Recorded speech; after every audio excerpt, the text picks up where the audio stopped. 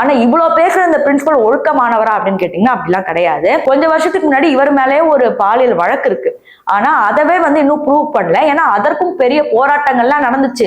ஆனா அதற்கே எந்த ஆக்ஷனுமே எடுக்கல. மாணவி மீதான பாலியல் வன்முறையை கல்லூரி முதல்வர் அசோக் மூடி மறைக்க முற்பட்டதாகவும் அவரையும் கைது செய்ய கோரி அனைத்து இந்திய ஜனநாயக மாதர் சங்கத்தினர் கல்லூரி வாயில் முன்பு ஆர்ப்பாட்டத்தில் ஈடுபட்டனர். இப்ப மேட்டர் என்னன்னா, இந்த பொண்ணு சூசைட் பண்ண பிறகு அத்தனை பேர் போராட்டம் பண்றாங்க. ஒருவேளை அந்த பொண்ணுக்கு நீதி கிடைக்கல அப்படின்னா அங்க போராட்டம் பண்ண ஒரு 200ல இருந்து 300 பேர் இருப்பாங்க. அவங்களோட ஃபியூச்சர் என்ன ஆகும்னே தெரியாது அப்படிங்கறதுதான் எல்லோருடைய கன்சர்னா இருக்கு. இதுல டிஎம்கேவோட கொத்தடிமைகள் அப்படின்னு சொல்ற ஒரு சில இன்ஃபுளுசர் சொல்ற பாத்தீங்கன்னா லவுட் ஸ்பீக்கர், அவங்க கூட வீடியோ போட்டுட்டாங்க.